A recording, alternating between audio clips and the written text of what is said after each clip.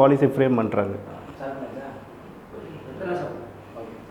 இப்போ ஜென்ரலாக சொல்லுங்கள், எக்ஸாம்பிள் பண்ணுறீங்களா? என்னங்க சார்? என்ன எக்ஸாம்பிள் பண்ணுறீங்க? ஏதாவது எக்ஸாம்பிள் பண்ணுறீங்களா?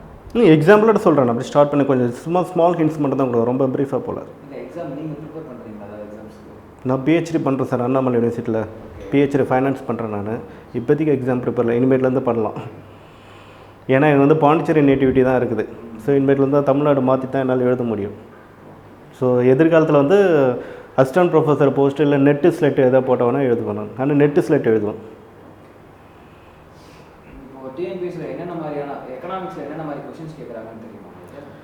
எக்கனாமிக்ஸில் மெயினாக லாஸ்ட் இயர் கேட்டது ஃபிசிக்கல் பாலிசிலேருந்து கேட்டாங்க. கேபிட்டல் எக்ஸ்பெண்டிச்சர் எதனால் வந்ததுன்னு கேட்டாங்க.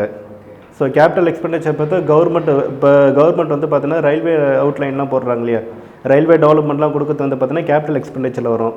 ரோட்ஸு, பில்டிங்ஸு, கன்ஸ்ட்ரக்ஷன், உள்நாட்டு அமைப்புக்கு உள்நாட்டுக்குள்ள கட்டமைப்பு வசதியெல்லாம் செய்கிறாங்களா, அதெல்லாம் கேபிட்டல் எக்ஸ்பெண்டிச்சர் தான் பண்ணுறோம். இதெல்லாம் வந்து லாங் டேர்ம் பிளானிங் சொல்கிறாங்க. இன்றைக்கி வருமானம் வரல, இன்றைக்கி அது வந்து பார்த்திங்கன்னா எக்ஸ்பெண்டிச்சராக தெரியும். ஆனால் ஃபியூச்சரில் அது வந்து இன்கம் ஜென்ரேஷனாக கொடுக்கும். ஜஸ்ட் அவுட்ஸ்டாண்டிங் எக்ஸாம்பிள் வந்து நான் ரயில்வே லைன் சொல்கிறேன். இப்போ வந்து சென்னை டு கன்னியாகுமரி வரைக்கும் லைன் போடுறீங்க. இதோட எஸ்டிமேட் காஸ்ட் ஒர்த்து வந்து பார்த்தீங்கன்னா 50 crores நம்ம வந்து இன்வெஸ்ட் பண்ணுறோம். ஆனால் 50 crores ஆகாது, மூர்த்தன் அதுக்கு மேலே ஆகும்.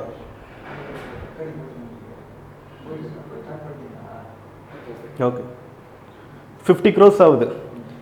இதோட ப்ராஜெக்டோட டைம் பீரியட் வந்து பார்த்தீங்கன்னாக்கா ஒரு 5 yearsக்குள்ளே முடிக்கணும்னு நம்ம வந்து சொல்கிறோம். புரியுதுங்களா?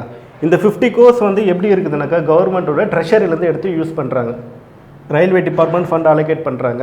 அது ட்ரெஷர் மூலிமா அது கேபிட்டல் பட்ஜெட் கொடுக்குறாங்க. ஸோ 50 crores ஸ்பெண்ட் பண்ணிடுறாங்க. இது எத்தனை மாதம் கழிச்சு முடியுது? 5 yearsக்கு அப்புறம் தான் முடியுது. ஆக்சுவலாக ஒரிஜினலாக அந்த இனிஷியல் அவுட்லெட் இது அமௌண்ட்டு ப்ளஸ் ப்ராஃபிட் எடுக்கிறது பார்த்தீங்கன்னாக்கா 10 years ஆகும். ஸோ இதை தான் கேபிட்டல் எக்ஸ்பென்ஸ். அதேமாதிரி ஒரு பில்டிங் நம்ம கன்ஸ்ட்ரக்ஷன் பண்ணுறோம். அந்த பில்டிங்கோட பீரியட் எத்தனை வருஷம்? 5 years ஆகும்.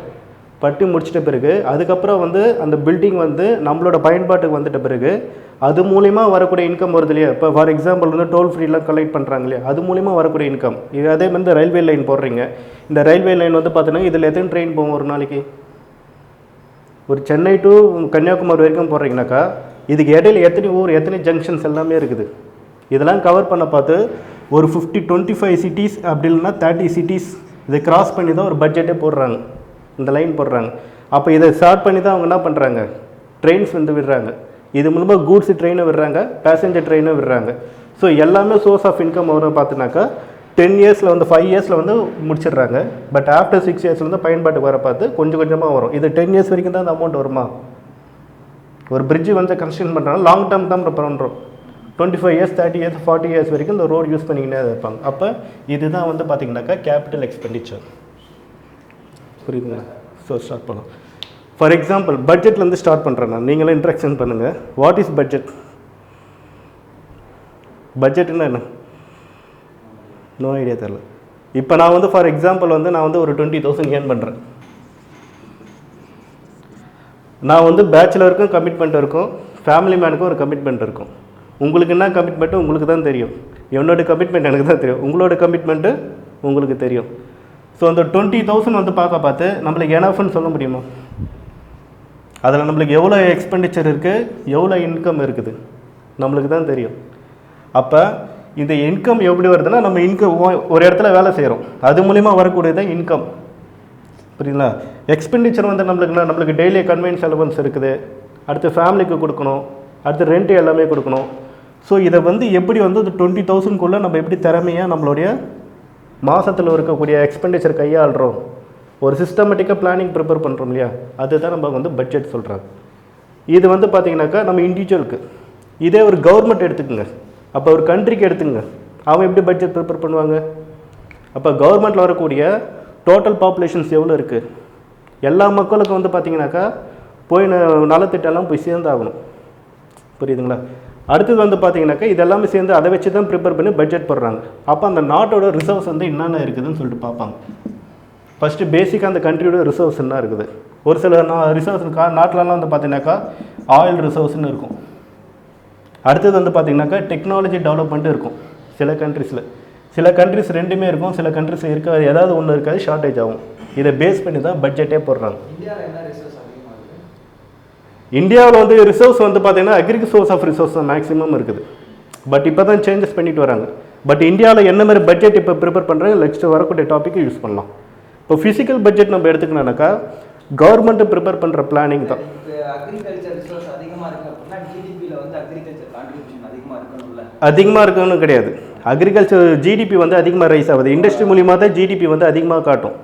இந்தியாவில் வந்து என்ன மேஜர் ரிசோர்ஸ் இருக்குன்னு தான் சொல்லி கேட்குறீங்க இல்லையா? இந்தியாவில் வந்து அக்ரிகல்ச்சர் சோர்ஸ் ஆஃப் ரிசோர்ஸ் இருக்குது. பேசிக்காக நம்மக்கிட்ட அக்ரிகல்ச்சர் சோர்ஸ் ஆஃப் ரிசோர்ஸ். அடுத்தது சில அதை பேஸ் பண்ணி நிறைய இண்டஸ்ட்ரீஸ்லாம் இருக்குது. ஆனால் இண்டஸ்ட்ரீஸ்லாம் இன்னும் எதுவுமே எஸ்டாப்ளிஷ் ஆகலை. இண்டஸ்ட்ரீஸ் வந்து பார்த்தீங்கன்னாக்கா சைக்ளோனிக் ஃப்ளோ மூலியமாக அது வந்து பார்த்தீங்கன்னாக்கா ரிசெஷன் பொறுத்து தான். அது மேனுஃபேக்சரிங் செக்மெண்ட் எடுத்துக்கோங்க, நம்ம சாஃப்ட்வேர் செக்மெண்ட் எடுத்துக்கோங்க. ரிசெஷன் அடி வாங்கிச்சுன்னா என்ன ஆகும்? ஜிடிபி போதுமான இப்போதைக்கு ரெசெஷன் பீரியட் கரெக்டு தான். ரெசெஷன்னா தோய்வு நிலை ஏற்படுறது தான் ரெசெஷன் சொல்கிறாங்க. இப்போ ஃபார் எக்ஸாம்பிள்ஸ் வந்து சொல்கிறாங்கன்னா ரெசெஷன் மூலமாக எதுக்கு எடுக்கிறாங்கனாக்கா சடனாக கவர்மெண்ட் வந்து ஒரு பிளான் வந்து இம்ப்ளிமெண்ட் பண்ணுவாங்க. உதாரணத்துக்கு டிமானிட்டேஷன் முன்ன பின்ன தெரியாமல் அறிவிச்சிட்டாங்க. டிமானிட்டேஷன் அது கரெக்டான செக்மெண்ட்டா ரைட்டான செக்மெண்ட்டா உங்களுக்கு நீங்களே சொல்லுங்கள்.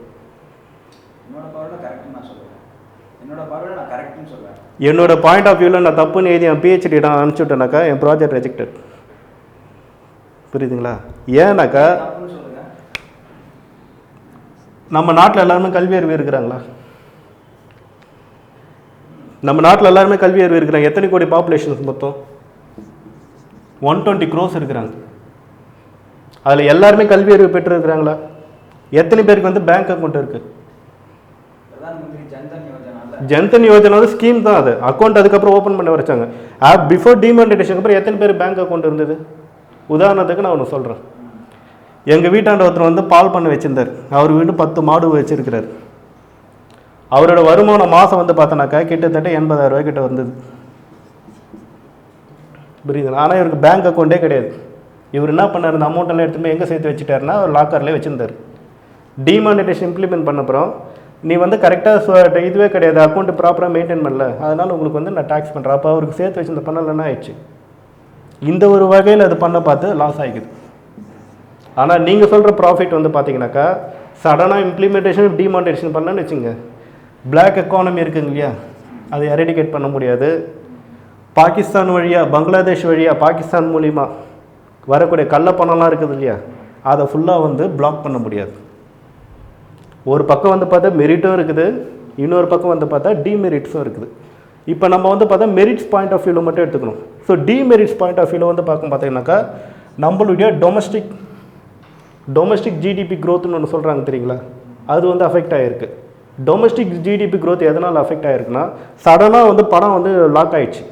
மக்கள்கிட்ட யாருக்கிட்ட பணம் இல்லை. அப்போ பணம் யாருக்கிட்ட இருக்கும்? கவர்மெண்ட்டுக்கிட்ட தான் இருக்கும். இப்போ தான் கவர்மெண்ட் என்ன பண்ணுறாங்க, கொஞ்சம் கொஞ்சமாக லோன் கொடுக்குறாங்க. இதுக்கு இடையில இன்னொரு ப்ராப்ளம், இண்டஸ்ட்ரீஸ்லாம் தொய்வு நிலை ஏற்பட்டது காரணம் என்னன்னாக்கா ஜிஎஸ்டி உடனே போட்டது. நம்ம நாட்டுக்கு ஜிஎஸ்டி 28% போட்டது ரொம்ப ரொம்ப அதிகம். புரியுதுங்களா? ஜிஎஸ்டி யார் இம்ப்ளிமெண்ட் பண்ணனா ஃப்ரான்ஸ் நாடு தான் இம்ப்ளிமெண்ட் பண்ணாங்க. இப்போ நம்ம யாரோடைய ஜிஎஸ்டி ஃபாலோ பண்ணோம்? கனடா நாட்டோட ஜிஎஸ்டி ஃபாலோ பண்ணுறோம். அவனோட ரிசோர்ஸ் வேறு, அவனோட பாப்புலேஷன்ஸ் வேறு, நம்மளோட மக்கள் இது வேறு. ஸோ இது என்ன பண்ணுறதுன்னா முன்னறிவிப்பு தெரியாத இது டிமானிட்டேஷன் அறிவிச்சது ஒன்று, அவசர நிலை ஜிஎஸ்டி அனௌன்ஸ் பண்ணது ஒன்று. இது ரெண்டுத்தையும் பண்ணதுனால தான் இன்றைக்கி நம்மளுக்கு ரிசெஷன். புரியுதுங்களா? அடுத்தது ஆட்டோமொபைல் செக்டார் வந்து அடி வாங்கிடுச்சு. அது காரணம் அடி வாங்கிச்சு உங்களுக்கே தெரியும்.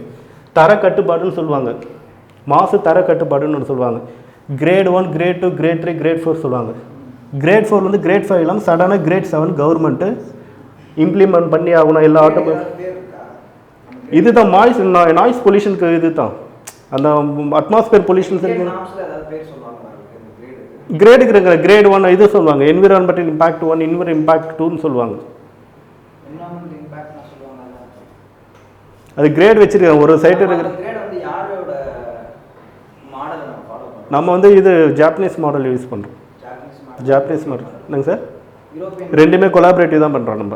ஏன்னா நம்ம வந்து மேக்ஸிமம் ஆட்டோமொபைல் செக்மெண்ட் வந்து பார்த்தீங்கன்னாக்கா ஜாப்பனீஸ் கொலாபரேஷன் கண்ட்ரோலில் தான் கொண்டுட்டு வந்தோம். யூரோப்பியன் ஸ்டைல் ஆஃப் மாடல்ஸ் வந்து அது கிடையாது. யூரோப்பியனுக்கு அது தனியாக மாடல்ஸ் தான் வச்சுருக்கிறோம். யூரோப் வந்து பார்த்தோன்னாக்கா EU1, EU2ன்னு வச்சுருக்கிறோம். நம்ம வந்து பாரத் 1, பாரத் 2ன்னு வச்சுருக்கோம். புரியுதுங்களா? பட் நேம் தான் வேறையாக்கண்டி, பட் அந்த தர சான்றது எல்லாமே வந்து பார்த்தீங்கன்னா வேர்ல்டு லெவல் எல்லாமே யூஸ் பண்ணுறதை நம்ம யூஸ் பண்ணுறோம். ஸோ 4th நம்ம வச்சுக்கிட்டு சடனாக 7th வந்தாச்சு. ஏன் 7th வந்தோம்னாக்கா நம்மளோட பிரச்சனை நம்மளுக்கு தான் தெரியும். 6 or 7? 6 தான். இப்போ 7th அங்கே இம்ப்ளிமெண்ட் பண்ணால் தான் 6 சக்ஸஸ் பண்ண முடியும். நம்ம 6ன்னு வச்சுனாக்கா வராது. ஏன் நம்ம ஆப்ரேஷன்ஸ் ஒன்று பண்ணுறோம்னா நான் கூட வந்து பிஹெச்டி ஆப்ரேஷன்ஸ் பண்ணுவோம். இப்போ 7 வந்து கொண்டுட்டு வந்தாருன்னு வச்சிங்களா, 7க்கு நீ வந்து நீங்கள் டெக்னாலஜி இன்ட்ரடியூஸ் பண்ணி அதுக்கு உண்டான R&D எஃபெக்ட் கொடுத்தா மட்டும்தான் 6 சக்ஸஸ் பண்ண முடியும். சடனாக கவர்மெண்ட் நாளைக்கு சேஞ்சஸ் பண்ணால் கூட மேனேஜ் பண்ண முடியும். புரியுது? அடுத்து எப்பவுமே ஹை எஃபிஷியன்சி தான் பண்ண முடியும். அதுக்காக தான் இது இன்றைக்கி வந்து கொண்டுட்டு வராங்க. ஸோ இதை வந்து சடனாக இன்ட்ரடியூஸ் பண்ணதுனால வந்துச்சு. ஏன் இதை இன்ட்ரடியூஸ் பண்ணாங்கனாக்கா சுப்ரீம் கோர்ட் ரூல்ஸ் கூட டெல்லியில் என்ன பண்ணுறாங்க, ஹெவி மாஸ் ஆகுது. நம்மளாம் டெல்லியில் வந்து நினச்சின்னு இருப்போம் ஆட்டோமொபைல் பொல்யூஷனாலே இவ்வளோ தூரம் அஃபெக்ட் ஆகிருக்கா. அதனால் மட்டும் கிடையாது. ஆட்டோமொபைல் வந்து பார்த்தீங்கன்னா 50% இருந்தால் கூட ரிமைனிங் 60 டெல்லி சுற்றி நிறைய இண்டஸ்ட்ரீஸ் இருக்குது. குர்கானில் இருக்குது. அதேமாதிரி வந்து கரும்பு விவசாயிங்க அதிகமாக இருக்கிறாங்க. ஹரியானா மாநிலத்தில், ஹரியானா பஞ்சாப்லாம் கோதுமை விளைவிச்சிட்டு அந்த வைக்கோல் அடுத்தது கரும்பு சக்கெல்லாம் இருக்குங்க இல்லையா, அதெல்லாம் போட்டு என்ன பண்ணுறாங்க, அதெல்லாம் மண்ணு தண்ணி புதைங்கன்னா புதைக்க மாட்டுறாங்க யாரும், எல்லாம் எரிச்சு விட்றாங்க. அந்த எரிச்சு விடுறதுல என்ன ஆகுதுன்னா கார்பன் மோனாக்சைடு போய் அட்மாஸ்பியரில் போய் டேமேஜ் ஆகுது. அது எப்படி மாறுதுன்னா டெல்லி சுற்றி இருக்கிற ஃபுட்ஸில்ஸ் ஆஃப் ஹிமாலயாஸ் இருக்குது. நம்ம சென்னை பக்கம்லாம் வந்தால் என்ன ஆகுது, டைரெக்டாக சீல போய் லிங்க் ஆகுது. அது எப்பயாவது ஒரு தடவை அட்மாஸ்பியர் இல்லைன்னா மிக்ஸ் ஆகி வேறு எங்கேயாவது டைவெர்ட் ஆகுது. ஆனால் இது என்ன போகுது, ஹிமாலயாஸை பற்றி திருப்பி நம்மக்கிட்டே வரதுனால பொல்யூஷன்ஸ் ரொம்ப அப்நார்மலாக இருக்கிறதுனால சடனாக கவர்மெண்ட் என்ன பண்ணுறாங்க 6க்கு கொண்டு வந்துட்டாங்க. 6 to 6.5க்கு கொண்டு வந்துட்டாங்க. அந்த கிரேடில் கொண்டு வந்ததுனால இன்றைக்கி ஆட்டோ ஜோன் வந்து பார்த்தீங்கன்னாக்கா நம்மளுக்கு வந்து ரெசெஷன் கொடுக்குது. இது டெம்பரரி ரெசெஷனாக long term recession, just temporary recession தான். ஒரு 1 or 2 years வரைக்கும் தான் இருக்கும். அதுக்கப்புறம் மாறின்னு வந்துடுவாங்க. சரி, ஓகே. இதுக்கும் அதுக்கும் என்ன சம்மந்தம், இப்போ நான் எடுக்கிற ஃபிசிக்கல் பட்ஜெட்டுக்கும் இதுக்கும் என்ன சம்மந்தம் அதை பார்க்க பார்த்தீங்கன்னாக்கா,